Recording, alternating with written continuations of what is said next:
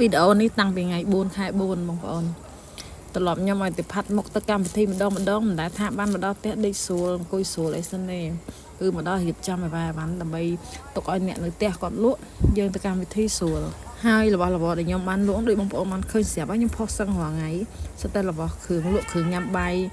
ចាគ្រឿងសម្រាប់ក្លែមអីទាំងអស់អញ្ចឹងណាចារបស់តិចតួចលក់នៅតាមជនបទតិចតួចអញ្ចឹងបងប្អូនថ្ងៃនេះដែរមកគឺមកផាត់មុខផាត់អីផាត់ហើយធ្វើសក់ស្អីហើយគឺមកចូលរៀបអីវ៉ាន់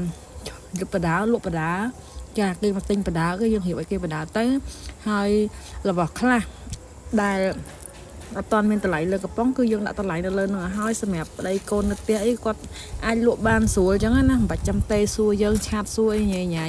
ពេលយើងទៅកម្មវិធីម្ដងស្រួលហើយនឹងចេះសំណាងដែរផាត់មុខហើយពីថ្ងៃរដងល្ងាចអីម៉ោង5កន្លែងមិនតាន់ផាត់មុខហើយទេថ្ងៃនេះផាត់មុខហើយពីថ្ងៃបានមកចូលលក់បានមួយមកជួយទិញច្រើនទៀតណាចារបស់ខ្លះហ្នឹងគឺថាអស់មុនខ្ញុំទៅជាគុយទៅជាអីហ្នឹងគឺថាអស់ហើយបងប្អូនមើលទៅរៀបចំរៀងស្កាលភ្ញៀវហើយក៏ឆ្លៀតទៅផ្លាស់អាវហើយទៅកម្មវិធីឡើងផ្ទះរបស់មិត្តភ័ក្តិនៅខាងមេមត់បងប្អូនអើយអញ្ចឹងហើយយើង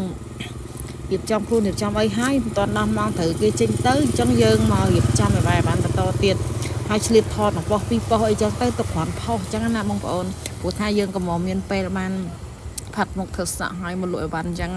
ហើយលក់បដាគេជិះម៉ូតូតាមផ្លូវងាកមើលបដាចេះឆ្ងល់អ្នកលក់ថ្ងៃហ្នឹងក៏ផាត់មុខធ្វើសក់ចំណាប់ចំនួនម៉េចមកលក់ដោហ្នឹងចាតាមពិតទៅកម្មវិធីគេសោះឥឡូវមកដល់កន្លែងកម្មវិធីហើយចានៅមួយមុតទេបងប្អូននៅយ៉ាងឆ្ងាយដែរជិះពីផ្ទះមកពីស្រុកត្បូងឃ្មុំយើងមកដល់ស្រុកមួយមុត1ម៉ោងជាងដែរហ្នឹងមកដល់បានចូលតុកម៉ោង7ជាងមកដល់ហេវបាយល្មមបងប្អូនហើយប្រសាតែយើងចេញមកពីម៉ោង5ជាងហើយនៅរោផ្លូវក៏វិច្ចវៀនទៀតមកដល់ហេវបាយយប់ល្មមអញ្ចឹងហើយគ្រប់តុកគ្នា10នាក់មានចាំអីទៀតគេលើកម្ហូបមកយើងចាប់ផ្ដើមជូតកែវជូតចានជូតអីចាហៅស្លាប់ភីហៅចកដាក់រៀងខ្លួនឲ្យហើយព្រោះថារៀងហេវគូសំដែរមកកម្មវិធីថ្ងៃនេះគឺកម្មវិធីរបស់មិត្តភ័ក្តិរួមចំនួន28ការរៀននៅគរុកសលហើយបែកគ្នានោះគឺថា5-10ឆ្នាំហើយតែបានជួបគ្នាទេតាំងពីចេញពីគរុកសលមកទៅមកជួបគ្នា